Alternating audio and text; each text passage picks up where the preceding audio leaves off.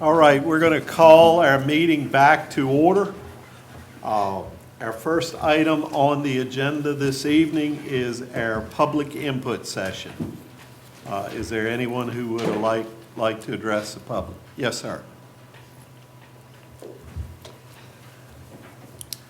Mr. Chairman, Yes, members of the board, my name is Robert Bennett, and for the past 32 years, I've lived at 854 Pinkersville Road in District 2. And I'm here tonight to describe a serious problem, but also to offer a practical solution. In November of 2024, the property across from ours was sold to another member of the same family. Since then, contractors have been bringing in huge truckloads of clearing debris throughout the day. What was once a quiet rural property has become a major wood burning operation that regularly smokes us out of our home, causing breathing problems and eye irritation. We cannot open windows because the burning starts at night and continues sometimes for days. From across the street, I've personally seen flames rising higher than the trees. Recently, numerous fire trucks responded to what was described as an out-of-control fire immediately adjacent to our recently remodeled and rented guest house.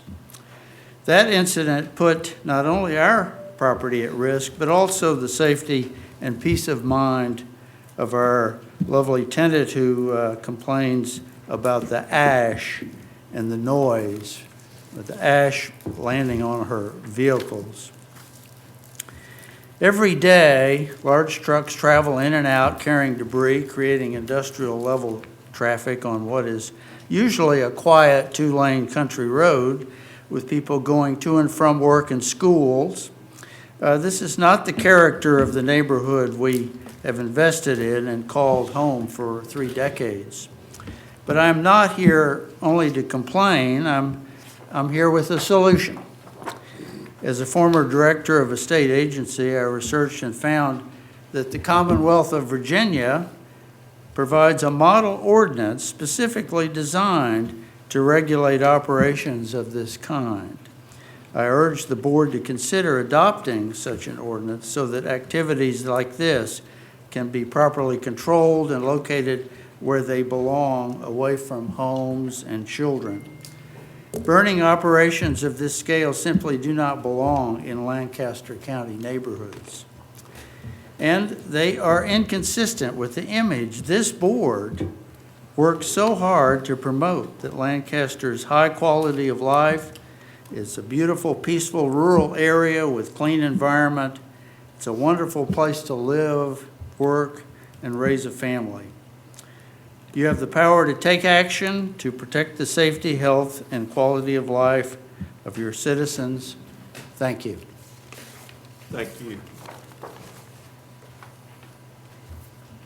Is there anyone else? Is this for any of the issues that were being discussed? If it's on the agenda tonight, you should discuss that at that appropriate time. This is public input on anything that is not on the agenda tonight.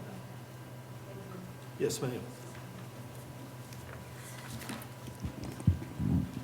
Good evening. I'm Catherine Bennett, and I too live at 854 Pinkersville Road for the last 32 years. That's District 2. So as a realtor with more than 30 years of experience in Lancaster County and the Northern Neck, I'm here to speak about the impact of that same commercial burning, brush, debris, and stumps that affect our property value. Lancaster County is known for clean air, clean water, and rural character, and those qualities are exactly why people choose to move here, and they have chosen that for hundreds of years. This board works hard to encourage new residents, families who will fill our wonderful schools, and workers who will support our local economy. Those people come here for the quality of life, especially a healthy environment. They want clean air and clean water. They want to spend time with their children outside. They do not want to live where smoke fills the air with ashes falling on their homes, their cars, their yards, and coming in through their HVAC systems. I know the reality of commercial burning from personal experience. There's a property that is doing that across from our home, and we have 3 rental properties right there, and our tenants are complaining. We're losing one of our tenants because of this very issue. So when the burning is underway, the smoke continues day and night, and we have genuine difficulty breathing and eye irritation. I've spoken with Andrea about this. Our tenant frequently reports ashes on our car, her patio furniture, and anything else outside. Families do not want to worry about their children playing outside and coming back in with ash on them from a commercial burn pile. We're not against businesses. We supported our neighbor when this board recently approved an equestrian tourist business on the property adjoining our home and 2 of our rental properties. That's positive. That's healthy business. But just wait until they go trail riding when they're burning across the street. Pinkersville Road is a residential and agricultural community. It's not an industrial corridor, which it has become. So I can tell you with certainty that property values decline when there's a negative environmental issue near it. No one wants to live next to it. And I respectfully ask this board to remove industrial scale burning as a special exception under our zoning regulations. If we truly want families and workers in this great community, and we're working very hard to do that, we have to protect our environment. Thank you. Thank you. Is there anyone else who'd like to address the board?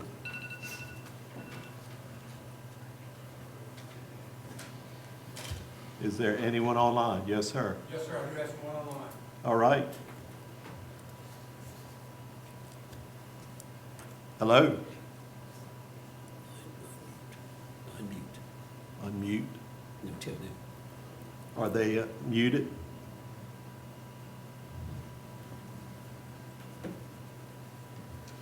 I'm sorry, can you hear me? Yes, sir, we can.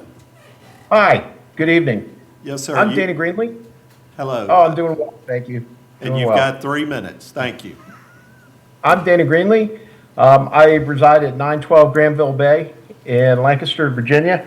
And last year, I worked with the board to pass into regulation the use of centerfire rifle for the 26-27 deer season, and also to open it up for coyote hunting.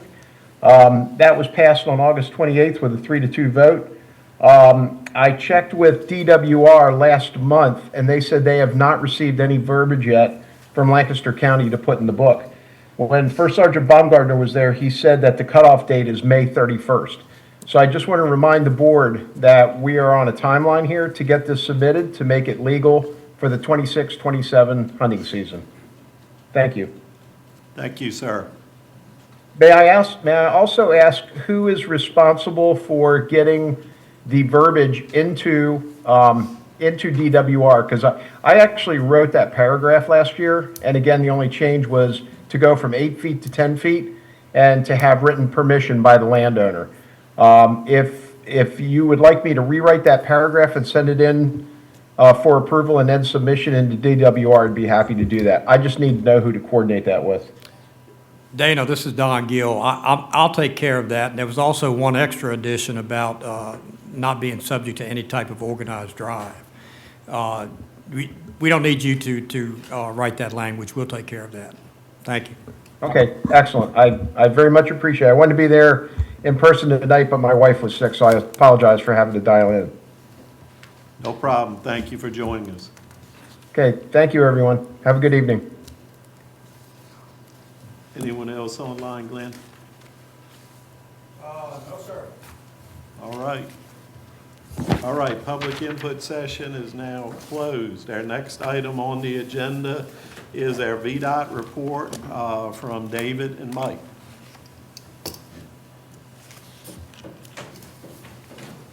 Good evening. Good evening. It's good to be with you all. You can see the completed part of the report is fairly light.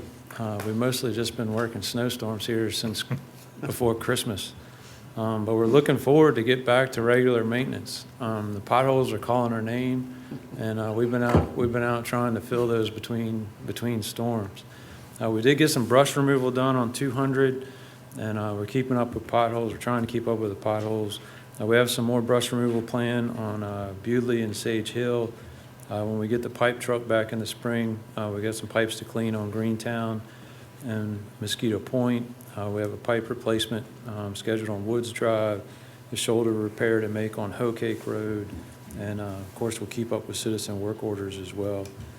I did want to, we will start Kenner Drive this summer on the secondary 6-year plan, and I guess on 354, the contractor that's been working in Richmond County here the last few months is mobilizing down there to start on that pipe there, those pipes at Deep Creek. And that detour will go into place on Monday next week. Well, those are all the updates I have for you all. Do you have any questions for me?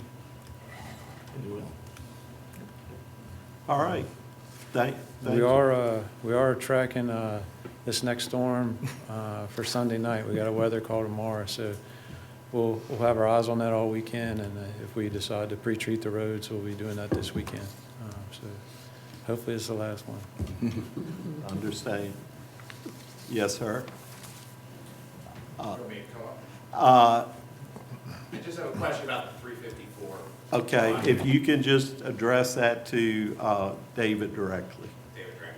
Yes, Thank you, Chairman. thank you. All right, thank you all.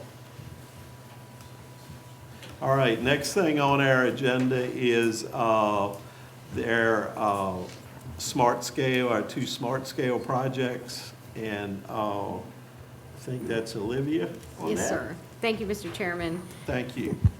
Glenn, if you could put the screen up for me, thank you. For your consideration tonight, we have the recommendations of the Town of Kilmarnock to the county for VDOT SMART SCALE application for preferred alternatives for intersections within the Town of Kilmarnock limits, which were included in the Route 3 corridor improvement study. VDOT has initiated a SMART SCALE study for improvements to the Route 3 corridor, and this study was included in your packet. SMART SCALE is a process that helps Virginia meet its critical transportation needs using limited tax dollars. It evaluates potential transportation projects based on key factors like how they improve safety, reduce congestion, increase accessibility, contribute to economic development, promote efficient land use, and affect the environment. The anticipated benefits are calculated and the projects are scored and ranked. This information is used by the Commonwealth Transportation Board to help guide and inform their project selection decisions. In cases where the town lies within the county jurisdiction, the county must make the request for VDOT to pursue the preferred alternatives on behalf of the town. As such, the Town of Kilmarnock has reviewed the intersections included in the study that are located within the town limits. The Town Council has voted on their preferred alternatives and forwarded their recommendations to the Lancaster County Board of Supervisors for consideration. These recommendations may be included in a request for funding through the VDOT SMART SCALE when forwarded for consideration by the county on behalf of the Town of Kilmarnock to VDOT. Included in your packet is the Route 3 SMART SCALE study and the recommendation letter from the town for their preferred alternatives within the town limits. I'm going to go through a few slides about that, and Cassandra's also here, and so if I get anything wrong or if she needs to interject, she's going to help me out. All right, so the Route 3 corridor improvement study.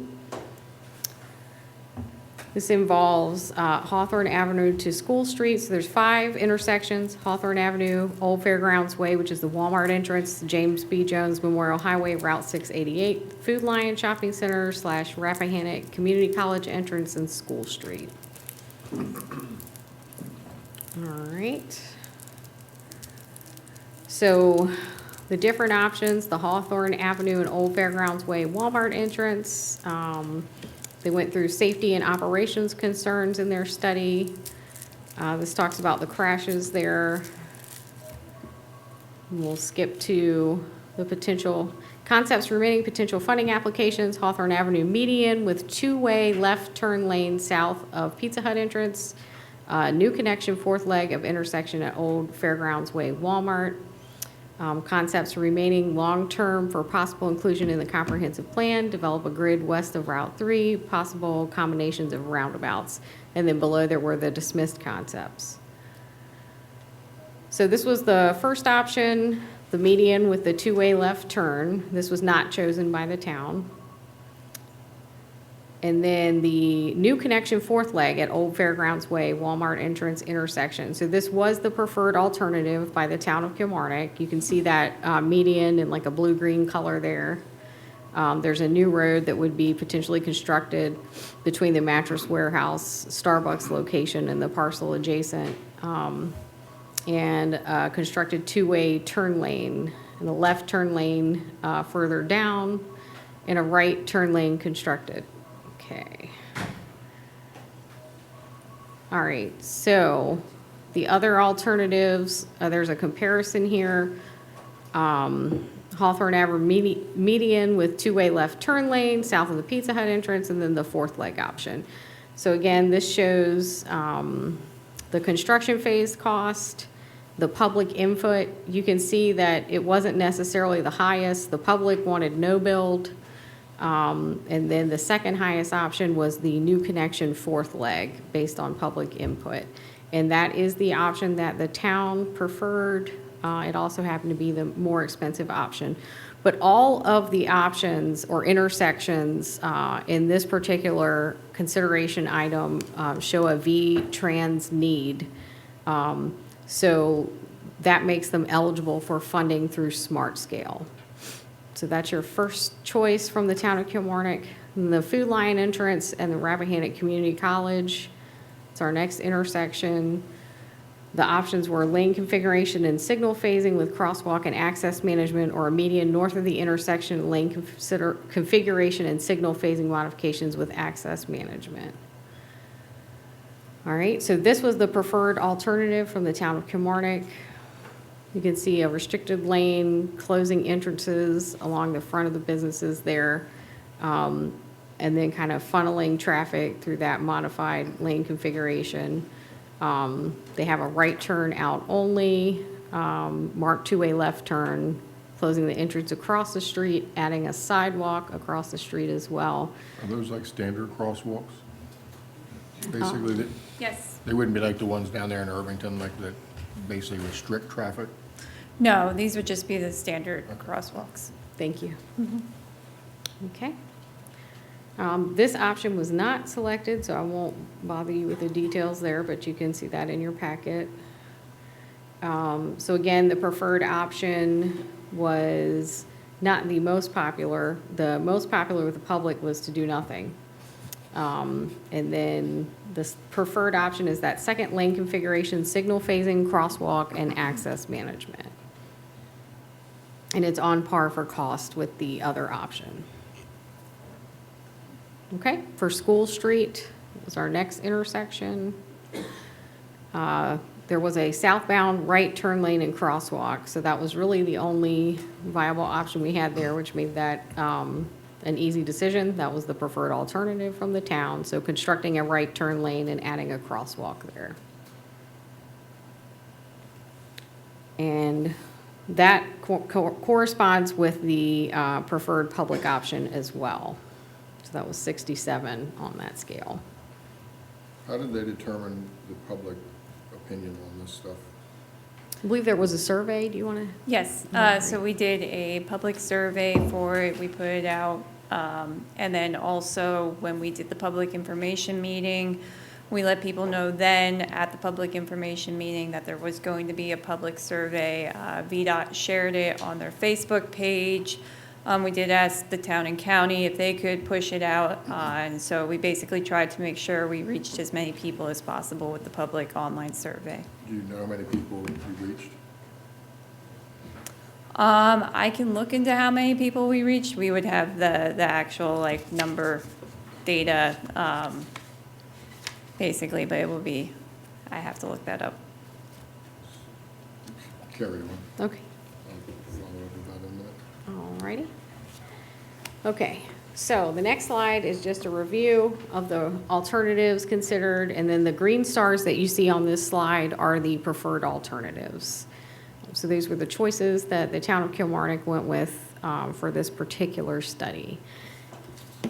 All right, so the recommendation is review the town of Kilmarnock's recommendations for preferred alternatives for intersections included in the Route 3 corridor improvement study. If a consensus is made on the recommended preferred alternatives, direct county staff to forward these recommendations to VDOT for inclusion in the VDOT SMART SCALE funding application. Okay? And I understand from your data that the public had a different opinion from what the town preferred. Yes, but that is not uncommon on these studies. From what I understand, the public frequently resists any kind of change based on the feedback that I heard. So Probably because they drove through Warsaw and just decided what they did there. And so they don't want to repeat that It's- here in Kilmarnock. it's not unusual for the no build option to be the most popular. And that's all I have for you, Mr. Chairman, on this one. I can give you an update on how many people took the survey. So we had a total of 380 people took the online survey. There was 2,649 responses, and then we also had 34 people attend the public information meeting.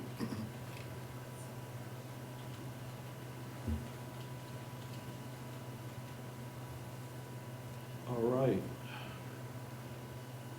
Do I hear a motion to approve the SMART SCALE proposal? So moved. All right. There's a motion. All in favor signify by saying aye. Aye. All opposed? Motion carries. Thank you. All right, Olivia, next one. All right, thank you, Mr. Chairman. We'll go now to the STAR study for Route 200. So I'm going to go right into the details here. The intersections of interest are Old St. John's Road / White Pine Drive, which lies entirely in the county. So that will need a decision from the county this evening, but just prefacing that, there are no V-Trans needs for that intersection at this time. VDOT anticipates, and we anticipate, that changing in the future with the opening of the school and any new development in that area. And so VDOT is asking that you select a preferred alternative, even though the V-Trans need does not allow it to be put forward for a funding application at this time. And just picking that alternative now would allow them at a later date to have a more quick response when that funding need emerges. Also, we are looking at the Harris Road Route 688. This is going to be more similar to what we just talked about because the town, it lies within the town and the town has selected their preferred option. All right. So this is just an overview of that area. Route 200, the Harris Road, and the Virginia 688. And then, of course, White Pine Drive across from Old St. John's Road. All right. So this one is done a little differently. You can see that 37 out of 100 said do nothing. Roundabout was 42 out of 100. So the least preferred was doing nothing. The roundabout was the second least preferred. And the traffic signal was the most preferred, and that was at 51.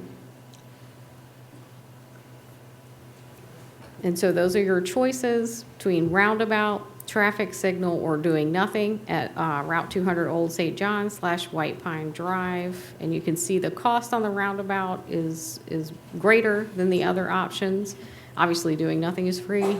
And the traffic signal option is slightly cheaper than the roundabout option and had the highest favor from the public of the three options. Again, not available for a funding application at this time, but we anticipate that changing in the future. So the board, we're asking you to pick a preferred alternative of these three this evening. Okay. And then I have the other intersection to go through for Route 200 and Virginia 688 Harris Road. Roundabout was the least popular with 26, which is very low. Doing nothing was 42. Modifying laneage was 57, and modifying signal phasing was 61. And so the town chose a hybrid option and asked for modified laneage and modify signal phasing. Okay, and we'll go through these real quick. All right, so you can see that those were their two preferred options. The signal phasing is fairly affordable. The modified language is your next option that is more affordable. Of course, doing nothing, again, is free. It's not the most popular here. And then the roundabout was the least popular, so that was not chosen by the town. And then based on those options, you can see the town is in favor of lane and signal modifications, if anything, at this time. So based on that information, we are asking you to consider these, and if a consensus is made on the recommended preferred alternatives, direct county staff to forward these recommendations to VDOT for inclusion in the VDOT SMART SCALE funding application for the town of Kilmarnock, and then that preferred option that you will choose for the intersection at White Pine and Old St. John's would just be a placeholder for the future. Thank you, Mr. Chairman. Thank you. All right, gentlemen, you've seen the options thrown in front of us. Is there any further discussion on this? Hearing none, do I entertain a motion to accept the proposal as presented? So moved. All right. And to direct the county staff to forward it on to VDOT. VDOT. All right, you've heard the motion. All in favor signify by saying aye. Aye. All opposed? All right, motion carries. Thank you. Mr. Chairman, that will satisfy the requirement for the intersection in Kilmarnock, but we do need the board to select whether they would like a roundabout, a traffic signal, or to do nothing at the Old St. John's White Pine Drive intersection as well. Okay. So where would that exactly be at? That is going to be right where Old St. John's crosses Route 200, and then White Pine Drive is on the other side, headed towards the Refuse Center location. Current dump road. The traffic light was most preferred. Preferred one, yes. Correct. Yeah. Yeah, So- it was. But the roundabout was a close second. Yes, it was. And when I read this, that's what I thought about, is a roundabout, but I know that would probably cause some issues. We're not used to roundabouts in Northern Neck. True. It does School keep the buses. the traffic flowing, It does keep it flowing. so it prevents that idling. That would be the benefit, but it doesn't seem to be as popular here as the traffic signel. Chevy More Chase, about is that what people you're are thinking used to, about? I think. When I drive in England, I just keep going around. I see Mr. Beal would like to comment. I just want to make sure the board understands, VDOT in recent years has tried to get away from traffic signals. So we've encouraged more of what we call innovative intersections, some of which have been around a very long time, but we still call them innovative, like a roundabout. Traffic signals have to be warranted and justified. Warrants are based on counts. This study, the build year was 2057.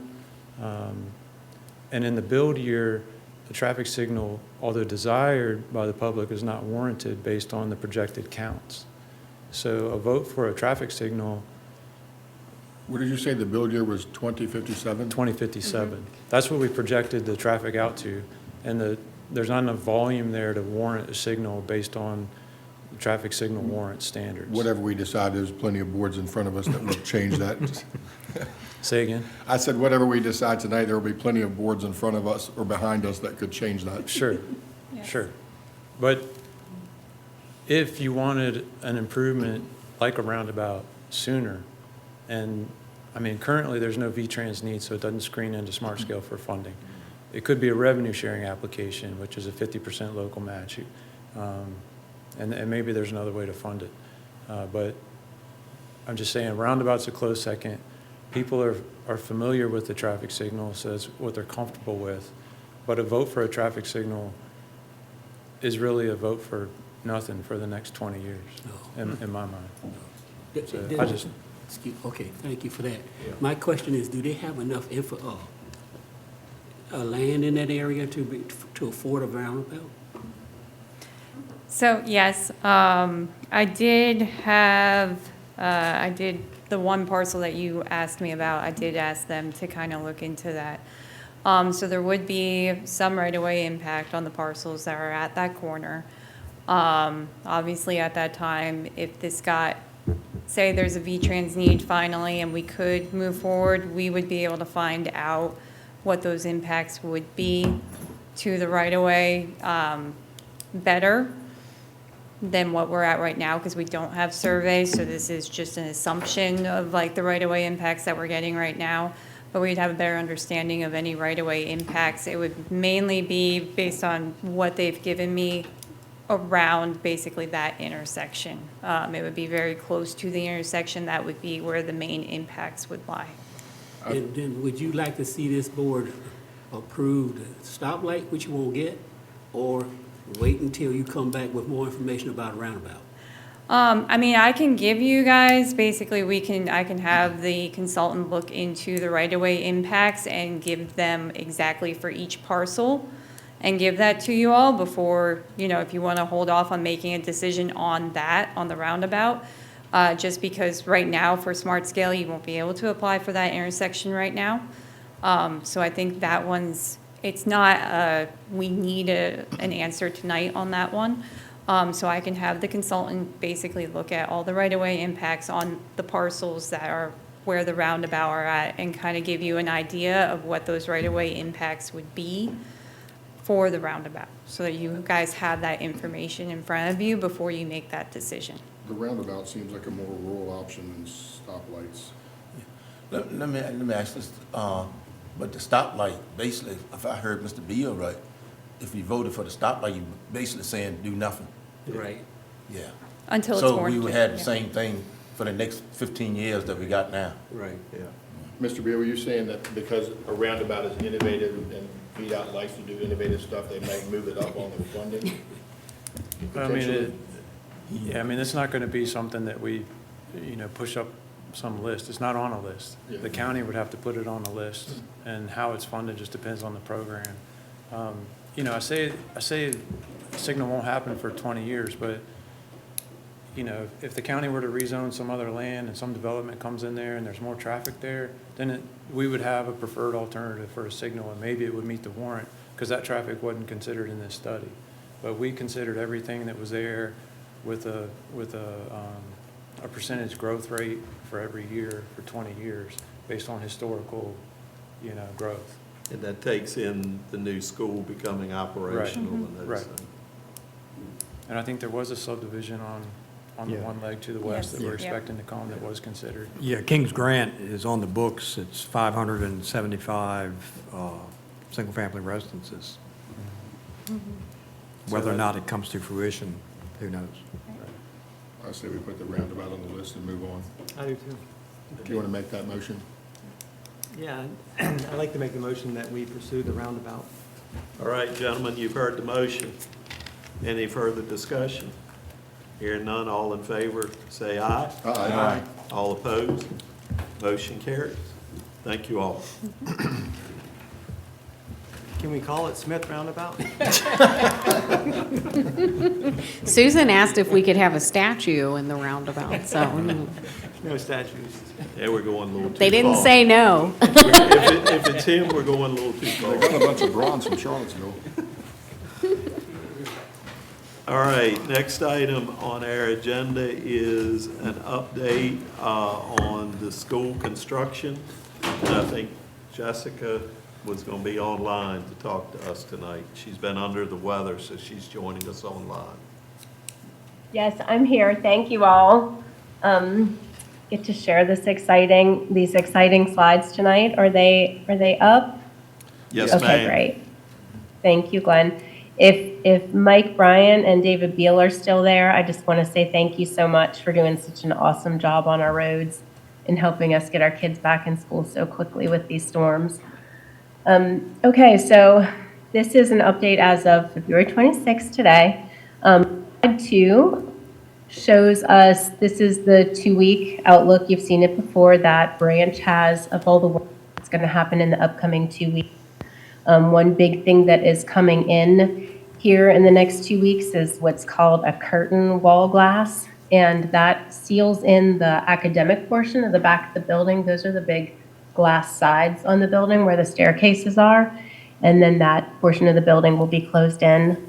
Slide 3 and 4, is an image of the front of the school, looking at it from Irvington Road in January. And then if you go to slide 4, you can see that the parking lot has been placed in there. It's not pretty yet, but it is in there, and that was a big step in the process, the construction process. So we were very happy to see that get in there. It was a little behind because of weather, but we're back on track now.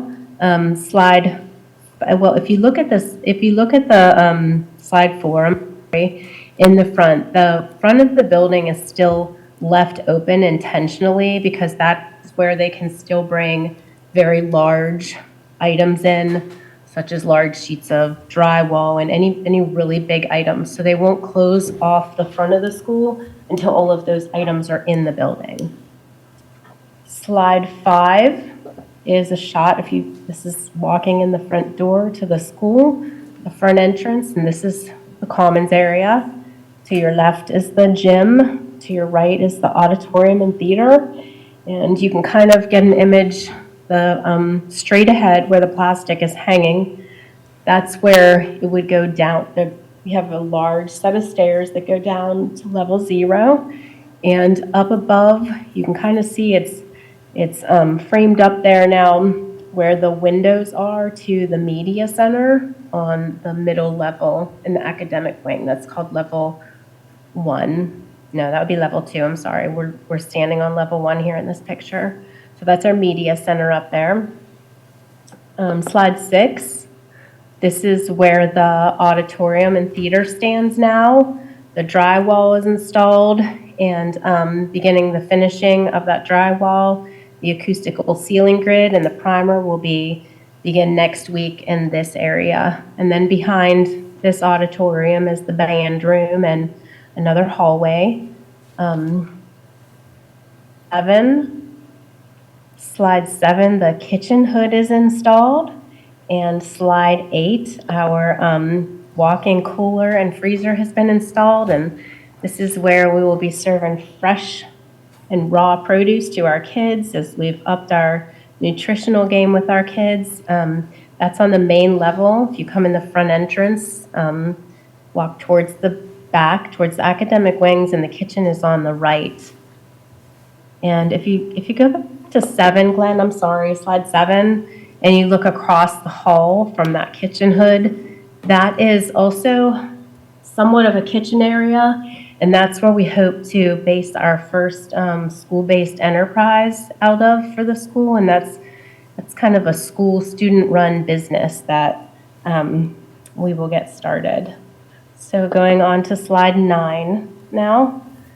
These are one of our science labs. This is the science lab on level 0.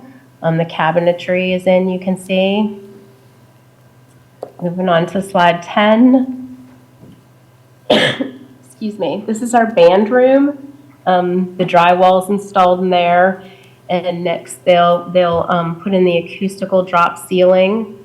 There'll be a shelf around the room, about 9 foot for trophies, and on the back side of the room, we're looking at the front side. On the back side, there is built-in instrument storage and plenty of storage. And if you don't know, if you're there at the meeting tonight, our band is, thanks to Kenny Fleester, has been really very well rebuilt over the past couple years. So we have a large number of students participating in our band. Slide 11. This is the art room, and it doesn't look super inviting yet, but the best part of it is all that natural light coming in there. Our current students in high school art room have no natural light at all. So this will be a game changer. Slide 12. This is our makerspace, and as you know, we included a makerspace in the elementary school to provide our kids a space where they can build and design and do a lot of hands-on work. And We would like to incorporate this into our learning and curriculum throughout the high school years as well. Slide 13. This is a super exciting space. When you're in our media center to the right, when you walk into our media center to the right, there is a counseling area. And to the left, this is what this area is, and has this beautiful natural light in it. This is our workforce readiness area. It's going to be called our Workforce Readiness Hub. And as we move forward with building a great foundation for our students to be well prepared in a meaningful way for post-secondary graduation and their life after graduation, a lot of the magic will happen in here. Slide 14. This is our field house. It is a one-story building. It has 2 team rooms in it, 2 sets of bathrooms, and it has a good amount of storage as well. And that sits right behind our stadium. And slide 15, you can see, you can see here that our fencing has been installed on the outside of the track. Our perimeter fencing will go around all of the athletic area, but that will go in after the sod has been laid, probably around May. And I wish I could tell you when that track is going to be laid, but I don't think we know the answer to that yet. It's going to be beautiful, though. In slide 15, just to explain a little bit, you see our home bleachers. To the left, there are 2 small buildings. One is the ticket booth and the other in the concession, and the other are our restrooms. And then the school would be off to the left in this picture. Slide 16, our digital scoreboard display is going to be delivered around mid-May, and it will be installed behind the field goal post near the field house closest to there. This is going to be beautiful, and we are going to work on having our kids learn how to run it, and so that'll just be another thing we can offer our kids as well as the community. That it's going to be quite pleasing to the eye, the scoreboard. And slide 17, lastly, we are working on having the Virginia 250 mobile trailer here. Sorry.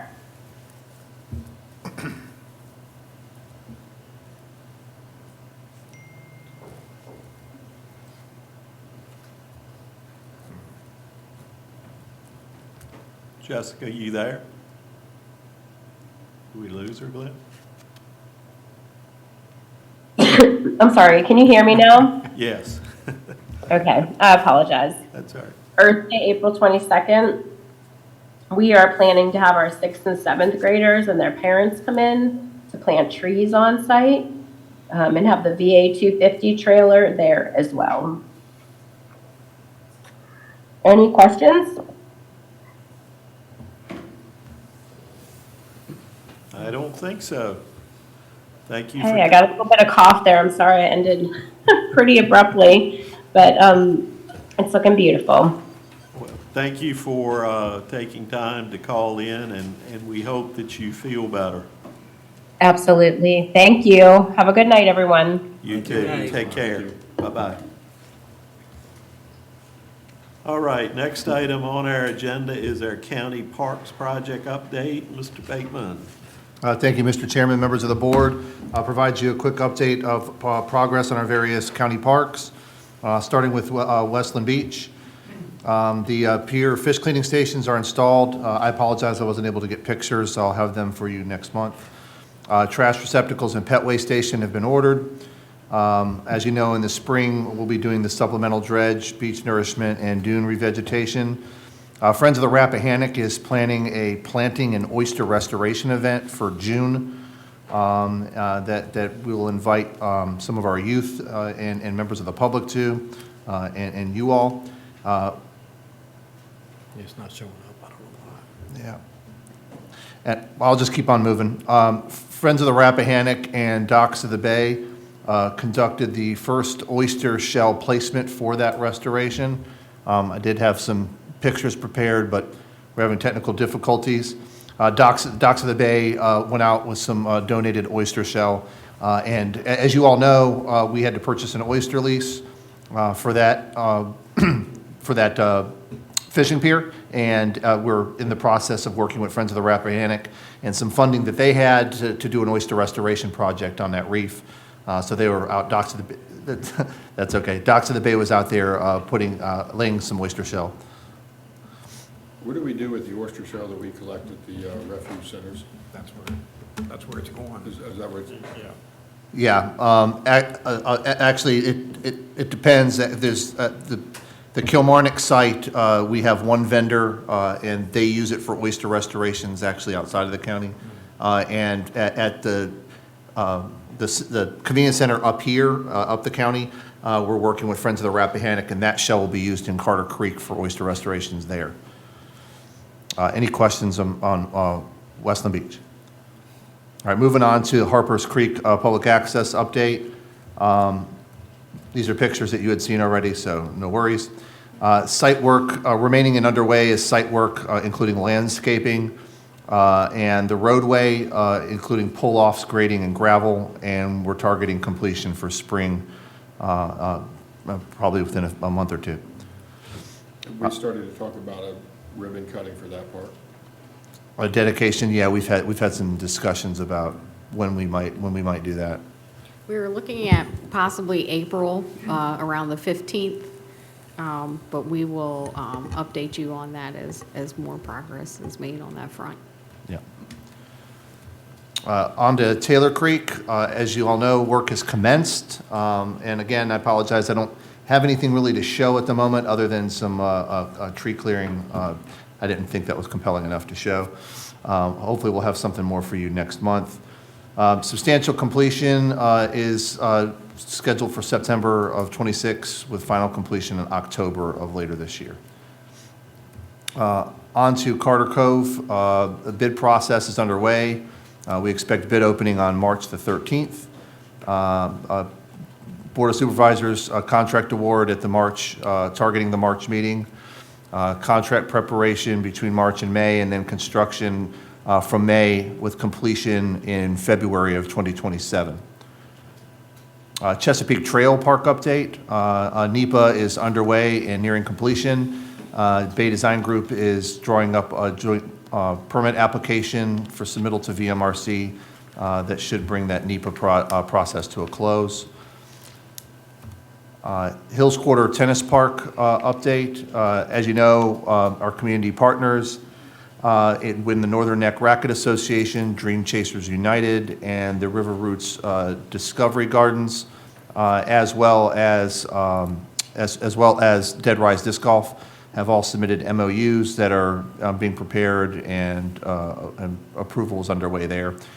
Bay Design Group submitted a revised concept plan to include racket court facility details, and that's in order to facilitate the Racket Association's applications to the U.S. Tennis Association and Pickleball Association grants. They needed a certain amount of design level to be able to apply for those grants. So that's in order to help facilitate that. Triway Trail, again, the construction focus currently is on Phase 1B, which would take the Triway Trail from Middlegate Road to Compass Entertainment Complex Trailhead. We have a request for proposals out that are due March the 5th for the preliminary engineering phase of that portion of the project. Phase 1C, which would be from Hills Quarter to Middlegate, is the subject of a VDOT Transportation Alternatives Program application that's being currently considered by the Commonwealth Transportation Board. Decision is expected at their April 21st meeting. Planning and acquisition focus, Phase 2A, Kilmarnock to Harris Road, Trailhead, and Phase 2B, Compass to Irvington Town Commons. Phase 2 right-of-way and preliminary engineering is underway and subject of a National Park Service Chesapeake Gateways grant. Bay Design has a scope of work and a contract that's awaiting your approval later tonight. And then maintenance, the junior ROTC is drawing up a maintenance plan for the existing trail, and we're working on forming a friends group that can help with maintenance, regular trail maintenance. That concludes my park updates. Are there any questions? All right. Thank you, John, for that update. Thank you. All right, next on our agenda is a broadband authority update by Keith Kidd. Thank you, Keith, for being here. There we go. All right, slides. Mr. Supervisor, members of the board, thank you for entertaining me this evening. Happy to be here and happy to give you an update of what's going on. Next slide, please. Broken again. All right. So tonight I'm going to talk about, first of all, update on the board, talk about where we are with respect to the FCC project. We'll update you on BEAD. I will also give you updates on the 3 providers that we have for the BEAD proposals, and we'll talk a little bit about challenges along the way. Next slide, please. All right, so I'm happy to report that our 5-member board has all positions filled. Everyone is returning, so this will be year 2 for some of them. So I'm really grateful that everybody's decided to stick with us. We're also branching out a little bit. Mr. Bateman and I have had some discussion on how we can interface, help one another with respect to some county projects. So I'll be doing what I can to consult with him in the coming months. Next, please, John.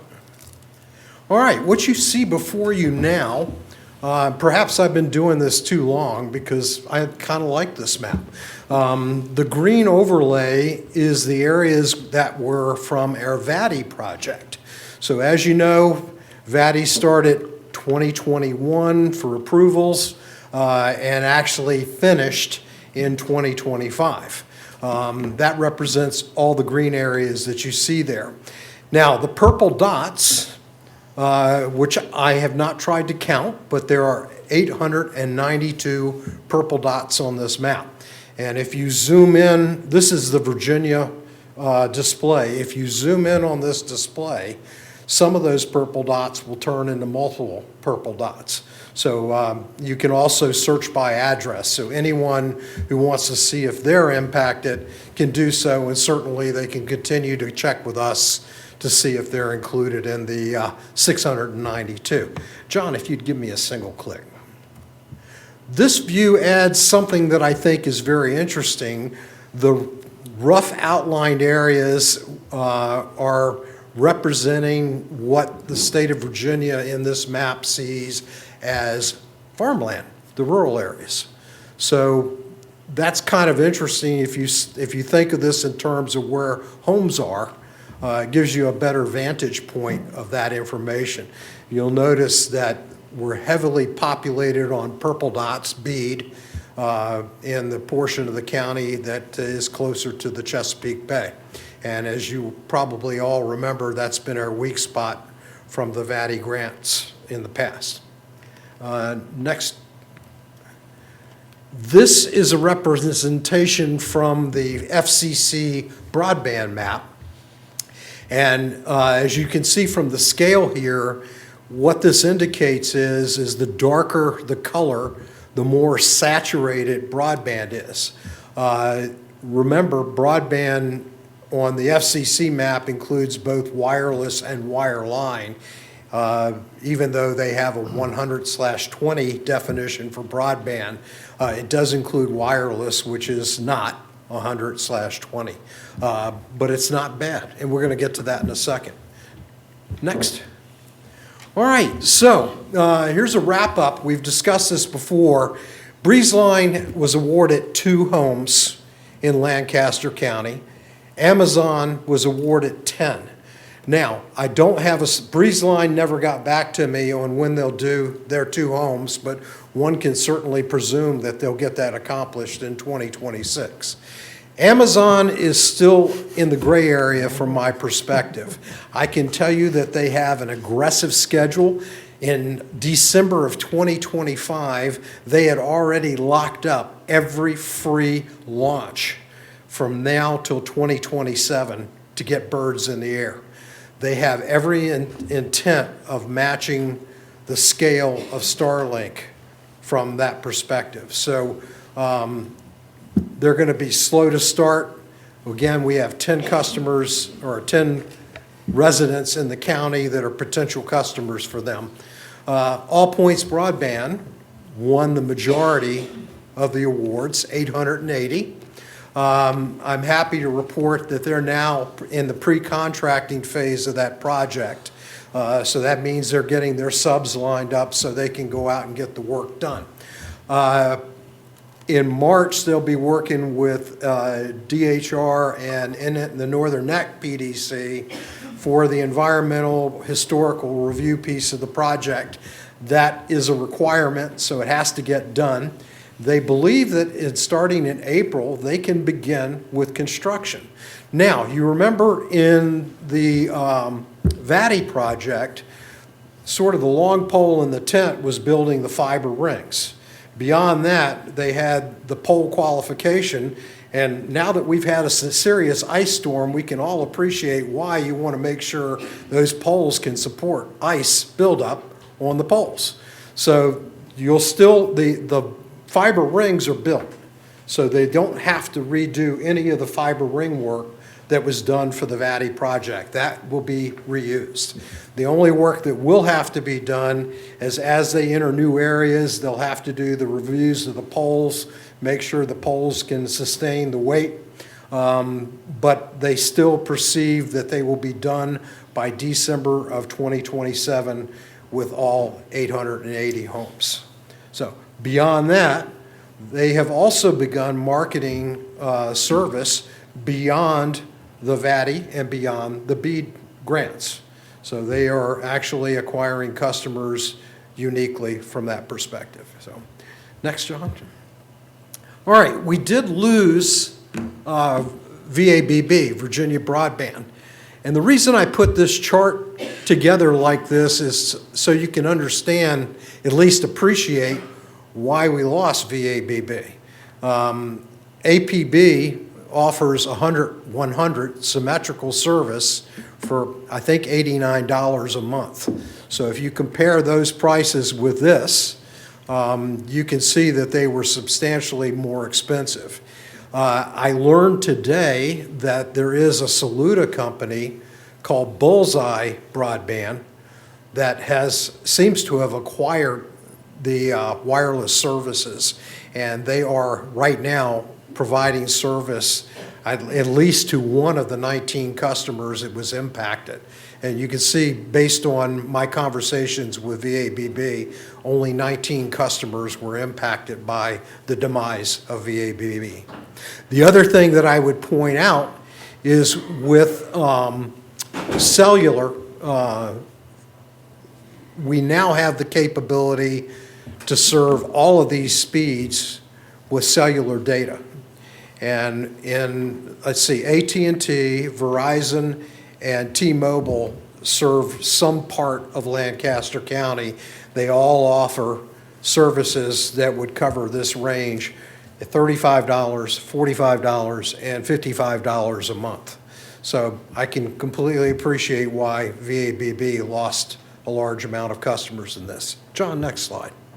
All right, so what are the challenges facing the Broadband Authority for 2026? Getting on the map. We still have people that aren't on the FCC map. I am presently working with two. One happens to be a fellow board member, and one is a VABB customer that would like to be on All Points Broadband. And they both have submitted a challenge to add their address to the FCC map. Unfortunately, in doing so, CostQuest is a third-party firm that the FCC hired to make that happen, and CostQuest has denied their requests. Now, in both cases, I can go on Google Maps, I can look at a picture and see there's a house there. Okay, so from my perspective, if I can see a house, it should pass. Unfortunately, there's other things that CostQuest looks at, and I'm not sure what's hanging it up because they also won't talk to me about what it is.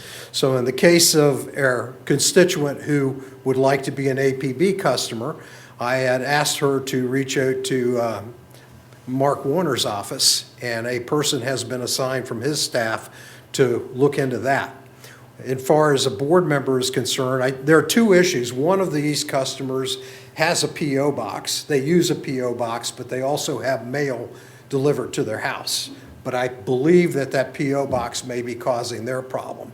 In the case of my fellow board member, his home, while it was under construction, he used a resident address to forward paperwork and stuff too. So in our county records, it lists the resident address as the formal address. And I think that's a snag with CostQuest on his. We'll see. I'll update you when I know more. But anyway, I'm a little concerned about, as we get to the end of this, how do we get those last few homes on the map? The next problem is the one we've talked about before. We still don't know who's missing. I mean, we know the addresses that are on the map. We have a process for getting people at it. What's still missing is any way to identify those that are not on the map.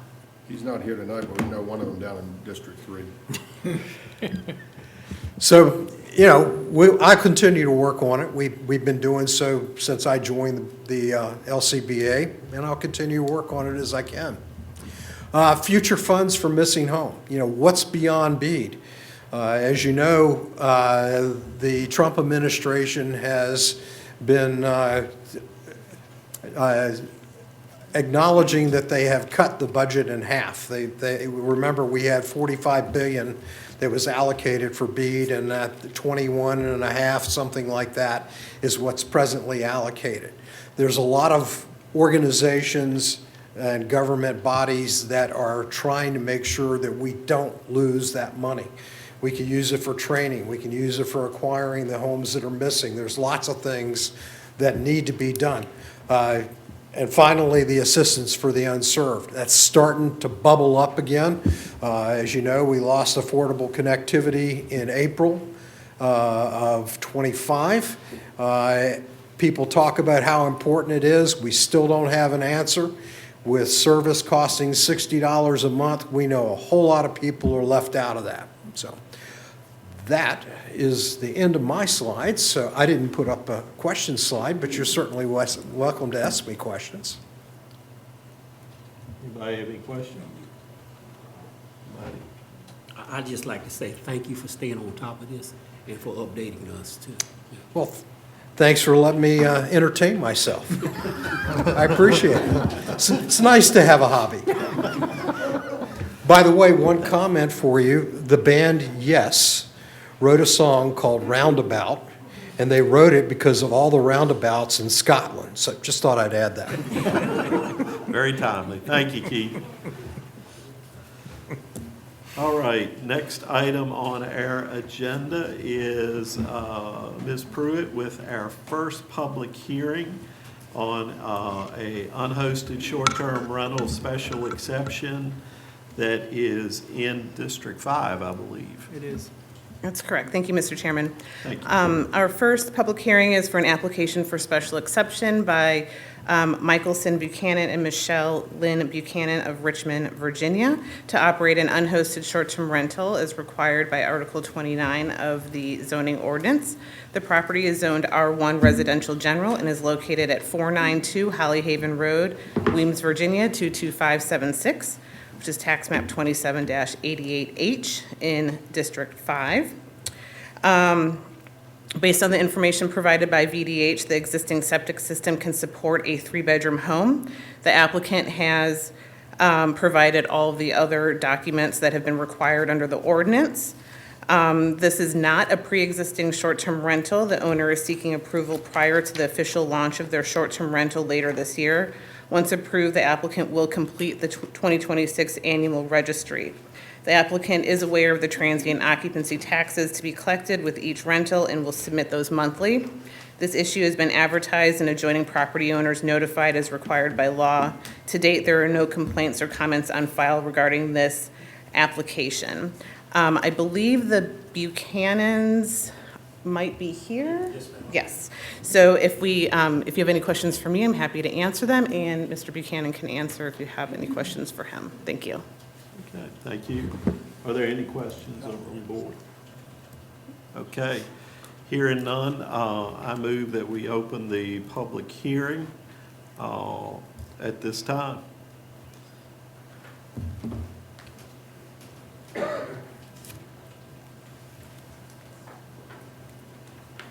Good evening.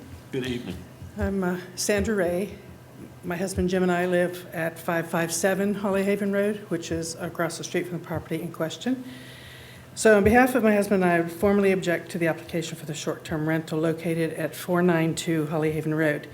We've lived across the street from this property full-time for nearly 10 years, and I can say that our neighborhood has long been a quiet and peaceful community made up primarily of retirees and part-time residents. Residents chose to live here because of this stable, low-traffic, and predictable environment. The introduction of a short-term rental would significantly change the character of our neighborhood. Short-term rentals typically involve frequent turnover of occupants, increased vehicle traffic, unfamiliar visitors, and a higher likelihood of noise at various hours. Even when well-managed, the constant change in occupancy is not consistent with the quiet residential setting that we've experienced and come to reasonably expect. Nearly half the homeowners of our small community of less than 40 homes reside here part-time and use their homes as their vacation retreats for family gatherings because of the serene surroundings. For those of us who live here full-time, we also enjoy a sense of safety, familiarity, and neighborly connection that comes from knowing the people who live around us. Permitting short-term rentals will disrupt that setting, negatively affect our quality of life, and compromise our safety. Holly Haven Road is a short, narrow residential road just over half a mile long with no outlet. The neighborhood is surrounded by water, so only residents and their guests usually drive there. The 25-mile-per-hour limit and low traffic volume creates a safe environment for activities like jogging, leisurely walks, and walking our dogs. Because the road is so narrow, two vehicles can't often pass each other and must pull over so that one can pass the other. After passing the property being considered for short-term rental, there's nowhere to turn around unless drivers use one of our private driveways. More vehicles would threaten the safety of residents and our pets and could cause damage to our driveways or landscaping. If cars park along the road near this property, it would be difficult for us to turn into our driveway when towing a trailer, which we do frequently. This objection is not personal toward the applicant, but rather based on preserving the established peaceful nature and tranquility of our neighborhood. Allowing this special exemption could create the potential for short-term rental properties to outnumber the full-time residents, based on the current division of full-time versus part-time homeowners. For these reasons, we respectfully request that the application for short-term rental at 492 Holly Haven Road be denied. Thank you. Thank you. Are there any additional comments? Let me see if there's any more public, and then we can bring you up. You're not subject to the same time limits as the other participants are. Are there any other public comments? Okay, seeing none. Yes, sir. Don't forget online. Thank you. Sorry, I'm moving slow. I hurt my back a little bit. My name is Michelson Buchanan. I appreciate the opportunity to address the board this evening. And, I understand my neighbor's, hesitation about having a short-term rental in the neighborhood. And I appreciate that the board and the county have taken the time to put together rules. We respect that. We've read the rules. We intend to fully comply with the spirit and the intent of the rules. We've been splitting our time between Holly Haven and Richmond for the last 2.5 years. And we're going to continue to be there a lot, right? This is just something we want to do some of the time. We've had some interest from our neighbors in Richmond. They want to rent the property, but we can't do that legally, you know what I mean? So we're not going to just turn it over and let folks, do as they wish at the property. It's going to be well managed. And, it's, we're not, I think we might have like maybe 8 or 9 folks a year, is kind of the thought on it. But anyhow, thank you. Thank you. Glenn, is there anyone online to comment? No, sir. All right. I move that we close the public hearing. All right. I entertain a motion at this time. Mr. Chairman, before I make the motion, I just want to share that I will make a motion to approve it, but I do want to share that we do have we have stipulations in place, we police these short-term rentals. In fact, we, as a board, we've had to pull some special exceptions that didn't adhere to the rules. So please understand that, that we have some oversight as well. So I do understand your concerns, but I do appreciate Mr. Buchanan being here and sharing his goals for the short-term rental. With that being said, I move that we approve the special exception for this unhosted short-term rental. Gentlemen, you've heard the motion. All in favor, signify by saying aye. Aye. All opposed? Motion carries.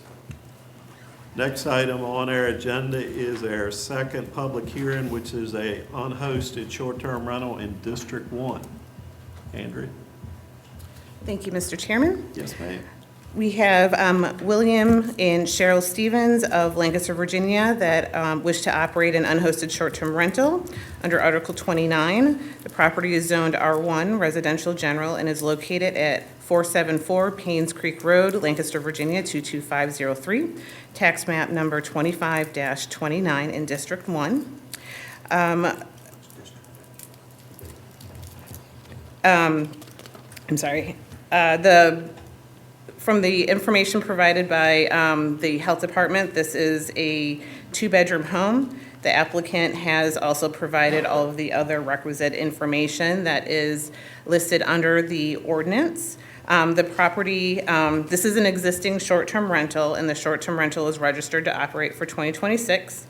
They primarily host through Airbnb, and therefore the transient occupancy taxes are automatically collected and sent to the county via the hosting platform. But the applicant is aware that they need to manually submit monthly tax returns and payments for those taxes. This issue has been advertised and adjoining property owners notified as required by law. To date, there are no complaints or comments on file regarding this short-term rental special exception application. Mr. Stevens is here, and Mrs. Stevens are both here in case you have any questions for them, as well as I'll take any questions if you have any for me. Thank you. Gentlemen, any questions before we open up the public hearing? Yes, More sir. of just a brief process question. On the agenda, it states District 51. And nonetheless, Oh, it says apologies. District 53. So those are just probably minor corrections that need to go back to be corrected for the record, to make sure that in the future, if these are searched for, we may not find them. Sure. Thank you. There are 2 houses, but only this is going to be a special use permit for one of the houses? Correct. Well, there's two they live next door. And they're 2 separate parcels, but they share a drain field. And under the septic information, it specifically says this one is okay or can have 2 bedrooms, and the other one is 3 bedrooms. So together it's The 3-bedroom house is owned by somebody else? Well, it's owned by them, but they live next door to this house. The applicant lives next door to this house? Correct. Okay, and they share one septic system? Correct. Septic processing. There's 2 tanks, but 1 drain field? Correct. Okay, so although it's an unhosted special use permit, they live next door? Correct. Thank you. Any other questions, gentlemen, before we open the public hearing? Okay, hearing none, I open the public hearing. Is there anyone who would like to speak on this matter? Seeing none, is there any online, Glenn? No, sir, Mr. Chairman. I move we close the public hearing. Since this is in my district, I move that we approve this unhosted short-term rental as presented. Gentlemen, you've heard the motion. All in favor signify by saying aye. Aye. All opposed? Motion carries. All right, next item on the agenda is our public hearing number 3, which is, I believe, in District 3. That's correct, Mr. Chairman. Thank you.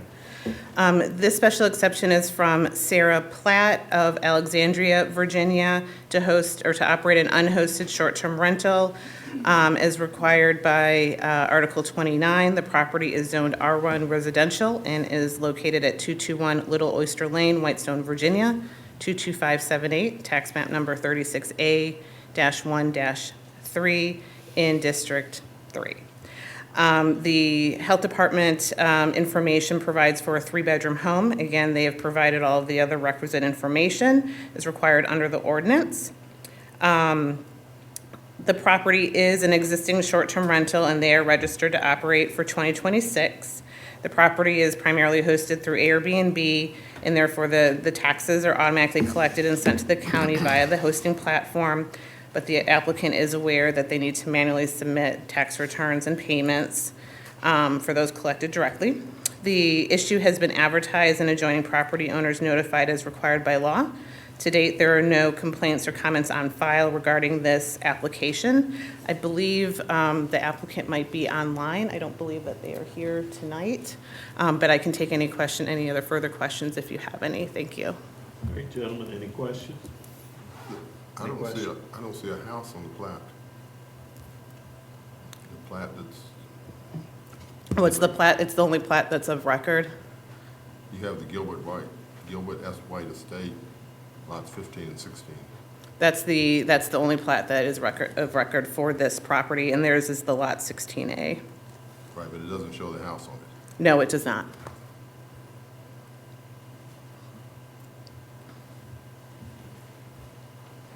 Which isn't, it's not completely unusual, I don't believe, to have a survey of record that has not been updated since a house has been built on it. But the tax records do indicate that there is a home on this property.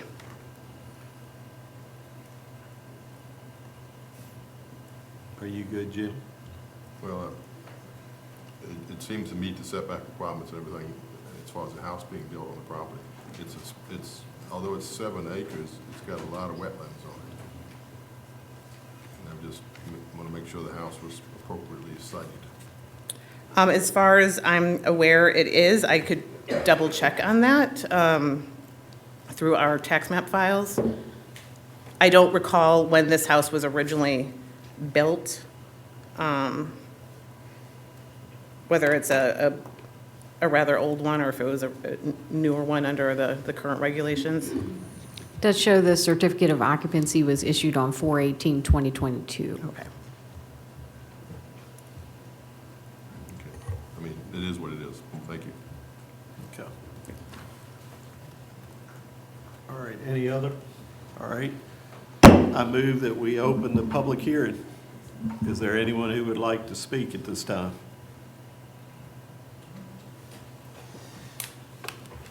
Glenn, is there anyone online? All right. Hearing none, I move we close the public hearing. Mr. Chairman, I move we approve the special exception for unhosted short-term rental. All right, you've heard the motion. All in favor, signify by saying aye. Aye. All opposed? Thank you. Motion carries. All right, next item on our agenda is Olivia with our public hearing number 4, which is related to a special exception by Malcolm C. and Anna B. Ransom. Thank you, Mr. Chairman. We have for you this evening an application for special exception by Malcolm C. and Anna B. Ranson to operate a stump brush scrap wood burning and/or chipping facility as required by Article 4-1-15A of the Lancaster County zoning ordinance. This 30-acre parcel, tax map number 28-28A, is zoned agricultural general A2 and is located in District 4. Staff recommends that any approval of this request be contingent upon the applicant's compliance with the Code of Virginia, the requirements of the Virginia Department of Environmental Quality, and any state permitting requirements to operate a stump brush scrap chipping facility. Part 1 of the zoning ordinance, Article 4-1-15A of the Lancaster County zoning ordinance identifies permitted uses and regulations for agricultural general district A2 zoning and requires approval of a special exception for operation of a stump brush scrap wood burning and/or chipping facility. The applicant wishes to utilize tax map number 28-28A, 30 acres, as a stump brush scrap wood chipping facility. County staff and the Board of Supervisors received multiple complaints regarding a fire burning on tax map number 28-28A, and based on these complaints, an inspection of the site was made. and the site was found to be in violation of Lancaster County zoning ordinance. The Ransons received a notice of violation on November 24th, 2025 regarding the operation of the stump brush scrap wood burning and/or chipping facility without an approved special exception. The Virginia Department of Environmental Quality also issued a warning letter dated December 10th, 2025 to the Ransons regarding vegetative waste accumulation and open burning on this same parcel. Since the receipt of both letters, the Ransons have worked with their attorney and state and local government staff toward compliance with the county and state codes, both to extinguish the fire and to address the regulations and requirements related to operation of a stump brush, scrap wood burning, and/or chipping facility. The site was inspected on Friday, February 19th, 2026 by county staff, and on that date, no smoke nor fire was noted, and the pile of woody debris had been reduced in size. Also included in your packet was a more recent inspection on 2/25/2026 from DEQ. Their staff noted that the fire is almost completely extinguished with only a small visible wisp of smoke at the top of the soil ash pile and no odors detected. The response to DEQ's, they state that the response to DEQ's 12/10/2025 warning letter was satisfactory and highlighted that the facility would attempt to meet the conditional exemption provisions of the Code of Virginia pertaining to storage of vegetative waste on site. During the site visit, solid waste staff did not observe any circumstances considered to be in violation of that conditional exemption, and they did not observe any new vegetative waste being stored on the processed site. VDOT's staff determined that the facility has distinct point source discharges of stormwater and therefore will be required to obtain coverage under DEQ's Industrial Stormwater General Permit. VDOT staff have already begun the process of providing the facility information regarding how to apply for this coverage. So that was the last update from DEQ and was included for you this evening. It also included in your packet for consideration were the application for special exception, the applicable county code, the deed and survey for the property, a GIS parcel map showing the zoning, and the plan to extinguish the fire and for future operation of the site, which was submitted on behalf of the Ransons by their attorney. Article 13-3 of the zoning ordinance allows the Board of Supervisors to place conditions on special exceptions and states, these special exceptions shall be subject to such conditions as the Board of Supervisors deems necessary to carry out the intent of this ordinance. The special exception shall be approved only if it is found to be that the location is appropriate and not in conflict with the land use plan, that the public health, safety, morals, and general welfare will not be adversely affected, that adequate utilities and off-street parking facilities will be provided, and that necessary safeguards will be provided for the protection of surrounding property, persons, and neighborhood values. This issue has been advertised and the adjoining properties notified as required by law. To date, there have been 3 public comments submitted in writing, and those were shared with the board. We also received the email that I just read to you from VDOT, I'm sorry, not VDOT, VDEQ regarding their most recent inspection. Thank you, Mr. Chairman. Thank you, Olivia. Is there any additional questions from any board members before we open up the public hearing? Okay, hearing none, I do want to say this, probably should have said it early on in the meeting. We do have a few speakers signed up for this, so you are allotted 3 minutes. You see the timer up on the screen, so just be aware of that. And I am going to open the public hearing right now. And our first signed up speaker, and I apologize in advance for the last name, Susan Wazalewski, I hope I said that. Okay.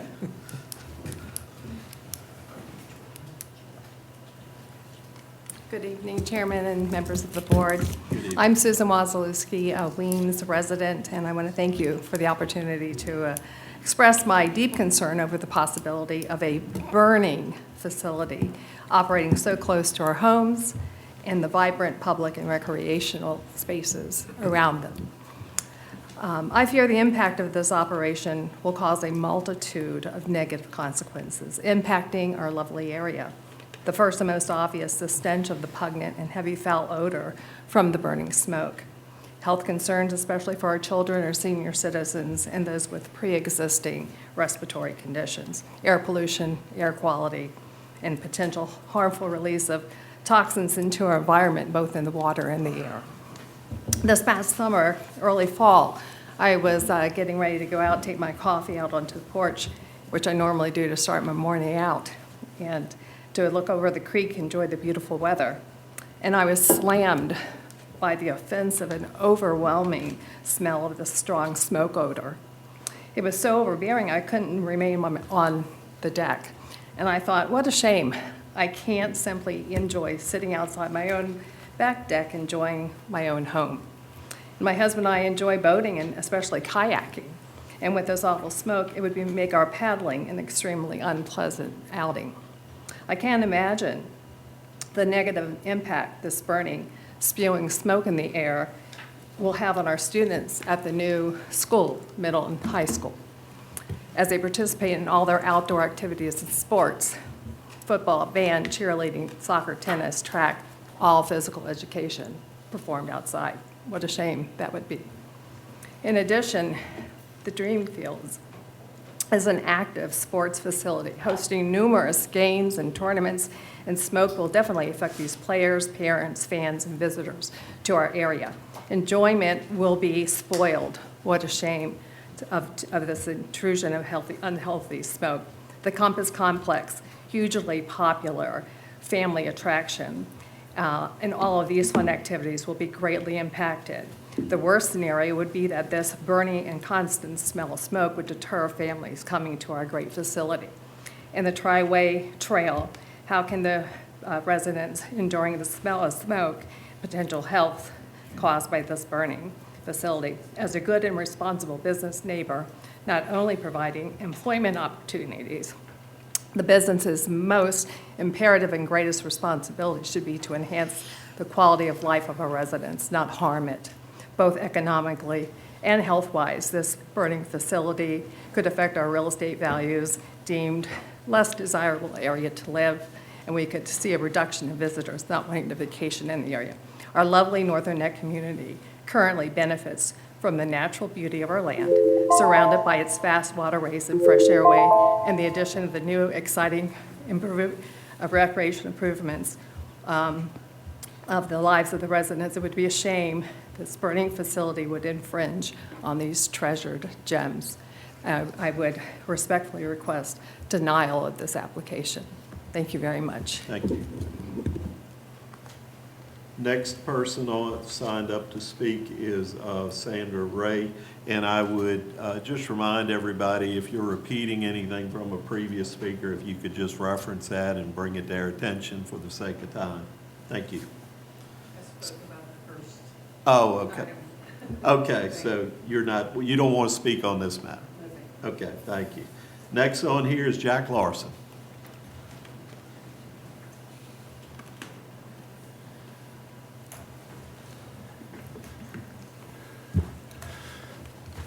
Good evening, Mr. Chairman, members of the board, gentlemen. Thank you for the opportunity to appear before you. July 22nd, I became a resident of District 4, and I became Mr. Lee's problem and no longer Mr. Geezy's problem in District 4. Roughly 2 weeks after, I started experiencing the very thing that's been talked about already with respect to this fire that started there. I'm told that the Department of Forestry determined that fire started by lightning. And I'm willing to accept that because it doesn't change my concerns, which I have given to you in writing that I would otherwise have said tonight. So I plan to stay well within the 3 minutes, I hope. I do want to put emphasis, however, even though I don't want to downplay the concerns I have about client compliance and enforcement, I want to focus on impact. And to that end, I can certainly identify with Mr. and Mrs. Bennett as far as what they've gone through. And what I really want to get into is the real issue for me is fire. You can have screening and that sort of thing in whatever residential district, but the real issue is fire. And when you consider that you, roughly a little over a year ago, approved 131 expansion of Hills Corridor, which is where I live, and is directly across 200 from the Ranson operation, it's getting bigger. To me, it's not even arguable that that section of ground immediately around Ranson's nursery is probably the most most densely populated area in the county, and slated to become more so. There's a large adjoining parcel right there. In fact, if it can be brought up, I'd like to bring the tax map. Not necessary, I don't have the time. But if you notice, in front of the property that Ranson's wants this special exception for, there's a subdivision, number of homes right in there. Thank you. And not only that, and I didn't mention it in my remarks, you've got this brand new school coming online. I can guarantee you that is the most acrid, noxious smoke I have ever smelled. And I have 78 years of experience with wood fires. Some of them large, some of them small. And that was the most noxious. And so the other problem is that fires could spread. 50 yards is not any distance at all, which is what is being proposed here, when you've got heavy winds that can pick up an ember or pick up the fire and move it. So I very much urge you to not approve this application for special exception. When you recognize the possible impact and the extent of that impact on those right around them. And it may be time, as I think I heard the Bennett say, that you consider taking that special exception out for any district in the county. Gentlemen, I thank you. And I ask that your consideration on not only my remarks, but the others here that have spoken. Thank you. Thank you.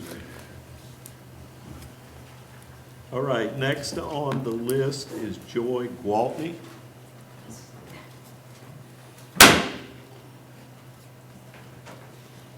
Thank you, Mr. Chairman. Yes, ma'am. Board members, thank you both. Thank you all. Appreciate what you do for us.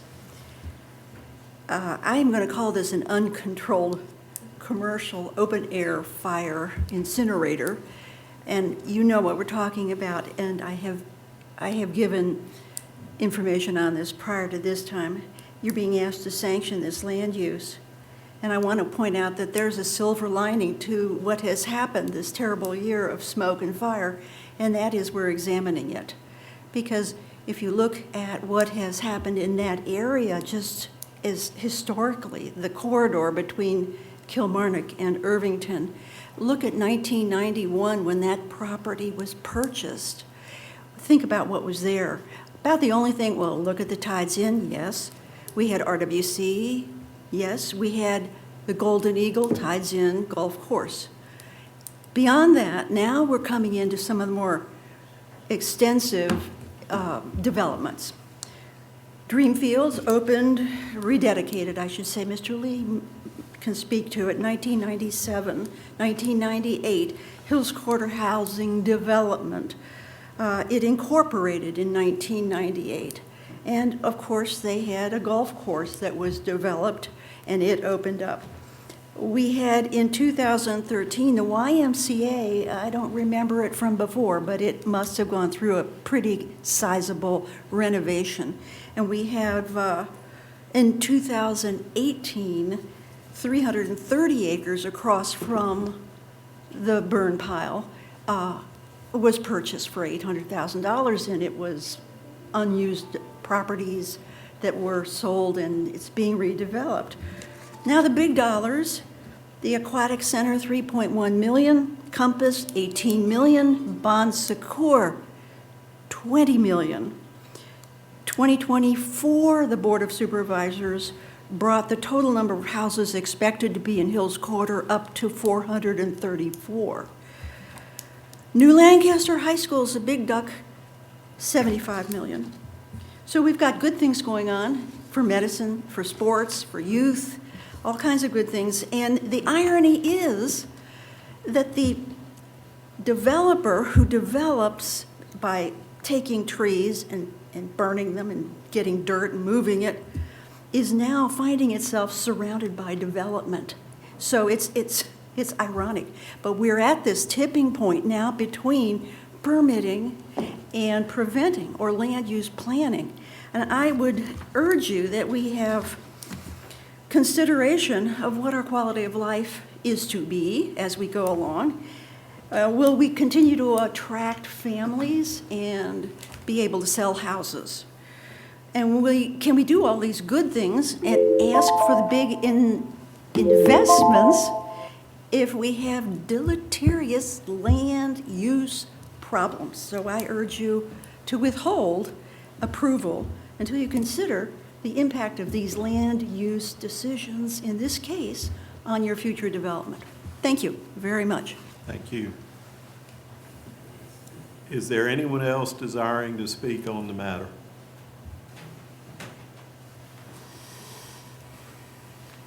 Glenn, is there anyone online? No, sir. All right. All right. I know the applicant is here. Is there anything you all would like to address at this time? Yes. Good evening, Mr. Chairman. Good evening. Members. My name is S.W. Dawson. I represent Malcolm and Anna Ranson, as well as Ranson's Nursery in this application for the special permit. A few things. The reason I think the public has some concern about this, obviously, is the fire that took place this summer. A lot of folks had some questions about how the fire was caused, and rightly so. The matter was fully investigated. There has never been any indication whatsoever that this fire was the result of anything other than a lightning strike. So that's number one. So two, what has the applicant done about the fire that took place on the property? And the answer is absolutely every single thing that it possibly could have done. The Department of Forestry was consulted. DEQ was consulted. Multiple site visits. I think the board has in front of it a very detailed proposal we have put together as far as addressing the problem, the fire that took place as a result of the lightning strike, and putting in place measures to ensure that this type of thing wouldn't happen again, or if it does, how to address it even more proactively. I think we would all like to take credit for the incredibly detailed proposal that has been put together, but unfortunately we can't. That is a collaboration between my client, the Department of Forestry, and the Department of Environmental Quality. As Ms.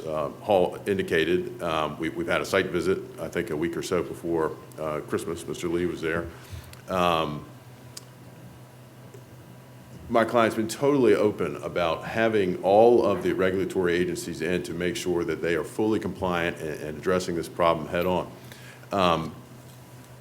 As subsequent site visits have shown, and including one just yesterday, this was a massive fire. Mr. Cornwell and I spoke when I first became involved in this case. I think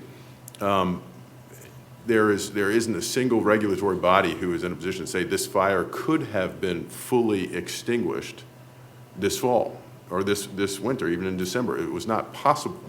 I think, if I understand correctly, a substantial percentage of the town of Kilmarnock's water supply was used to try to put out this fire, and even that was not sufficient to put this thing out. So my clients have done absolutely everything they could possibly do, to include buying a fire truck, by the way, which is partially full of water that sits in the event that there could be some type of fire in the future. I think, and we hoped, I spoke with Mr. Cornwell about this earlier in several months ago, it was our hope that the snowfall would aid in putting out this fire, and that appears to have helped quite a bit, which is interesting. It's a natural problem and a natural solution, at least in part. But to address some other concerns I've heard, and the board has heard this evening. Number one, this parcel was purchased in 1977. Nearly 50 years my client has operated on this property. The largest concern seems to be about the desire to use the property or to obtain the special exception to engage in a further burning operation. That is not the case. That is not true. That is not the purpose. This summer, there was no burning operation going on. There is no burning operation going on right now. There is no intent to engage in a burning operation in the future. What the special exception calls for is a stump, wood, scrap, chipping, burning and or chipping facility. What this essentially is a massive recycling operation. Vegetative waste comes in. It is then processed, silted, chipped away, and then brought back out to be used as mulch, various other types of products. So the desire, there is no intent to use this property as a burning facility. That is not my client's intention whatsoever. And that appears to be the source of the concern, and rightly so. But again, this wasn't a burning operation when this fire took place. This was a lightning strike. And the public is concerned, and again, rightfully so, that there was smoke associated with that. But this was a massive, massive fire. Of course there's going to be smoke. The question is, you know, what did my clients do to remedy the situation? And the answer is absolutely every single thing they could. So thank you all very much for your consideration of the special permit. Based off of my client's stated intention, as well as the very detailed plan that we have put together in conjunction with the Department of Forestry and the Department of Environmental Quality, we would ask the board to approve the special exception. I'm happy to answer any questions. Mr. Chairman, can I ask a question? Yes. Mr. Dawson, SW. Yes, sir. So if there is no intent to use it for wood burning, why is wood burning being used in the operation stated in the exception? As far as the permit? Is it that way because that's the way the article is written? That just tracks the language from the code section. That's Okay. all. It just tracks the language. Well, that's going to be our problem, and we need to address that. Any other questions at this time? Yes, sir. Yeah, nice to see you. Yes, sir. I'm a little confused about a couple of things. Is Mrs. Ransom here? She's not here. Do you represent her? Yes. Do you, the application for special use permit was only signed by Mr. Ransom. Do you vouch to the board that Mrs. Ransom is concur in Yes, the sir. application? Oh, excuse me. Yes, yes. Okay. The second thing I had, you said something about 1977, but the deed that's included in the package to the board shows that the property was acquired on June, gotta have glasses for a minute, June the 28th, 1992, from Chesapeake Forest Products. I believe, as far as the 1977, I was not breathing at the time. I cannot attest to that. But I believe we can certainly update with any records as far as the property, but I believe it was perhaps the original parcel. Well, let's see, it says 30 acres, and that's a 30-acre parcel you're applying for. The deed from Chesapeake Forest Products to Mr. and Mrs. Ransom references a parcel of 30 acres, and that's the parcel you are applying for this use. So it's not an add-on, it's the property.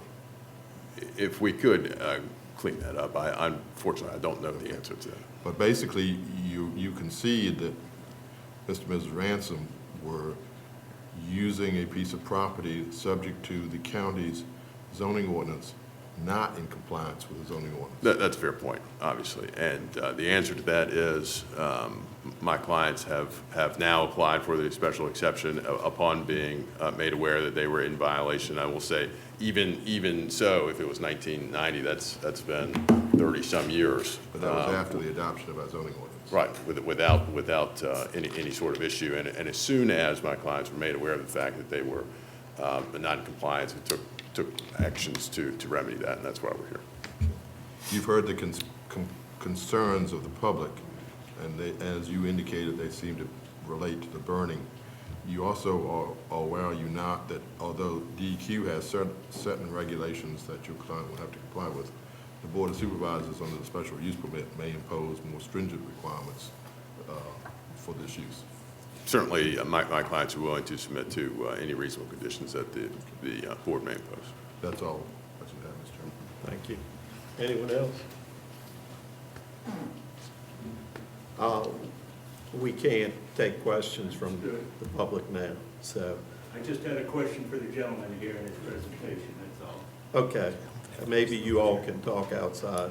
Fair. I can do that. All right, thank you. Happy to. Thank you. All right, is there anyone else? I think I asked you, Glenn, but just checking. Anyone online? No, sir. Okay. I have a question. Can someone that's already talked, No, ma'am. No, ma'am. Yeah, we're limited. The presenter of the proposal does not have a time limit, but the individuals speaking have a 3-minute time limit. I have a question about the process in the sense of not necessarily, like when you and Board Member Smith mentioned, it says burning. So if that can be eliminated from that, operation, it's the burning that's the consideration, not the chipping and all, it's the burning. As I indicated, the Board of Supervisors can put more restrictive covenants on the use of the property than DEQ allows. Okay, thank you. I move that we close the public hearing. Okay, gentlemen, I entertain a motion on this. Mr. Chairman. Yes, sir. In light of everything being said here tonight, I think it would serve this board well and the county well, the staff, that we consider everything that's being said here, especially after this incident with the Pinkersville Road. We got to think about more than the ransoms. So whatever decision we come up with, we got to make sure that what we are impacting in the future. So for that reason, I'd like to table this matter to a future meeting, so we can take these things under consideration. I have a quick comment. John, can you comment on the Pinkersville thing, because that's the first I've heard of it, really, so what is that issue? Do they Has that have been a brought to special the board yet? exception? No, that has not been brought to the board. That's also, if it's where I'm thinking it is, it's an existing prior use, whether or not it predates the zoning ordinance, I don't know. We'd have to do the research on that. Okay. So I hear your motion is that we table this. Yes, right, to a future meeting. Okay. Gentlemen, you've heard the motion. All in favor, signify by saying aye. Aye. All opposed? Motion carries. Thank you. Mr. Chairman, I'll make note that it will appear on the agenda of the board for decision when it is scheduled, and the applicant will be notified, and if anyone else wants to be notified, they should contact Ms. Hall about receiving that notice. Thank you. Okay. Next item on our agenda is we have the consensus docket. Is there a motion to approve the consensus docket? I move that the consensus docket be approved. All right, you've heard the motion. All in favor, signify by saying aye. Aye. Aye. All opposed? Motion carries. Next item is salaries and invoices for February. Mr. Chairman, I move that we approve the invoices and salaries for the month of February and the month of total invoices, $4,456,424.86. Total payroll, $483,006.81, for a total of $4,939,431.67, of which capital improvements were $3,641,475.88.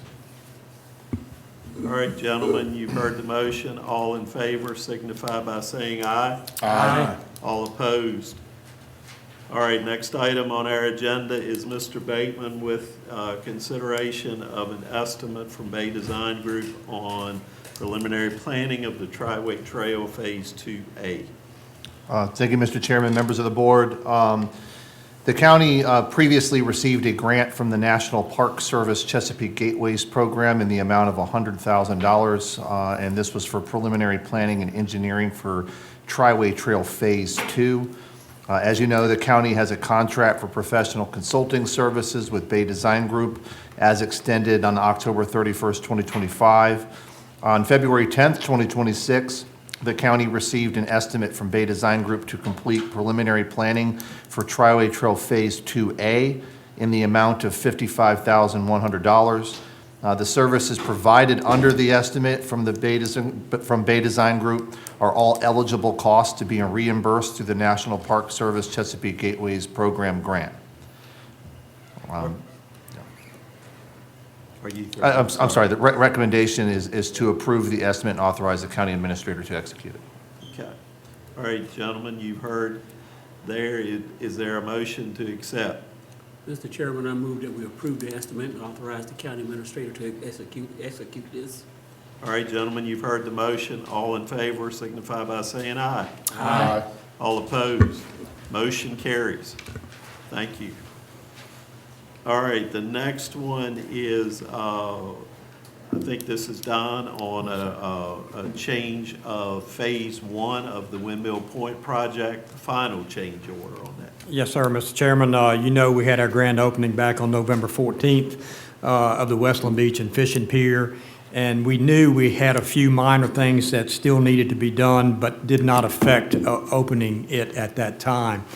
Specifically, the fish cleaning stations had not been put in, and associated ADA tow kicks.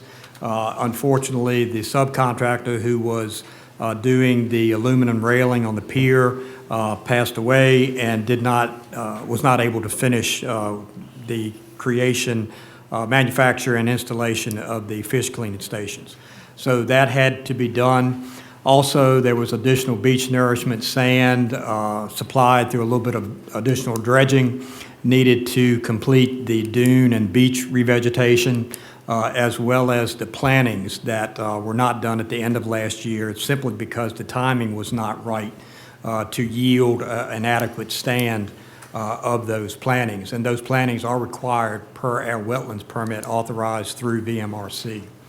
And finally, the paving of the small parking area closest to the marina building was not part of the Phase 1 or Phase 2, but it was required as part of our DEQ stormwater management permit, so that is included in this final change order as well.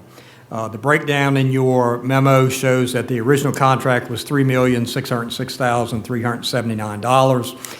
There was a prior change order which yielded a $173,260 credit.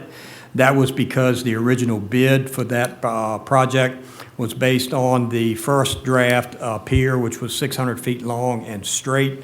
You'll recall that we had to shorten the pier down to 440 feet and put a bend in it to satisfy the adjacent pound net holder. So that did result in a $173,000 credit to the contract. When you add up the individual prices, the ADA tow kicks, the difference between the aluminum fish stations that could not be completed and the kilodock fish stations which have been installed, the 3,500 cubic yards of additional sand needed, the revised beach revegetation, a little bit more there. The reason being is because we are actually going with a reduced number of plantings, but the plantings themselves are larger potted versions, which will stand the test of time better. So there's a little increase in price there. And the parking. So the total change order is $215,786, but when you apply that credit to it, there's only a net increase to the total contract of $42,526. This will completely finish the Windmill Point project. As a part of this approval, I also need the board to approve 3 contract changes, reduce the retainage on all of the completed work from 3% down to 0.5% when that's billed, maintain that 3% retainage on this change order work when billed, and establish a new completion date of July 31st, 2026. So what of these items still need to be completed? Just the plantings? The plantings, the additional dredge, and placing that on the beach, and the pavement parking. The pavement for the little parking area. Mr. Chairman, I move we approve these change orders. All right, gentlemen, you've heard the motion. All in favor signify by saying aye. Aye. All opposed? Motion carries.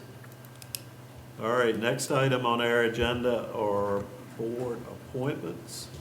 Mr. Chairman, we have a vacancy on the Board of Appeals, and we do have an alternate on that that's willing to step in as a permanent.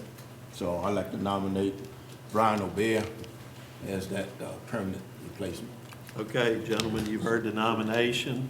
All in favor signify by saying aye. Aye. All opposed? Motion carries. All right, next thing on our agenda is the county administrator's report. Mr. Chairman, I've got 2 things real quickly. I'd like to go back to VDOT. Mr. Beal was here earlier and mentioned that fixing or paving Kenner Drive was part of of the secondary six-year plan. In years past, we considered the secondary six-year plan on an annual basis. The code actually says you can do it every other year. And the very last time we did this, you all chose to do this on an every other year. And David has suggested that we continue that, doing the secondary six-year plan, holding the public hearing on a every other year basis.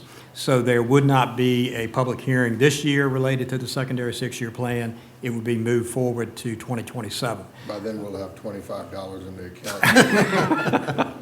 So staff recommendation also is to continue with the every other year plan. So I'd just like to have a consensus from the board that that's okay with you all. Yeah, that's good. Okay. You don't need a formal motion. No, that's fine.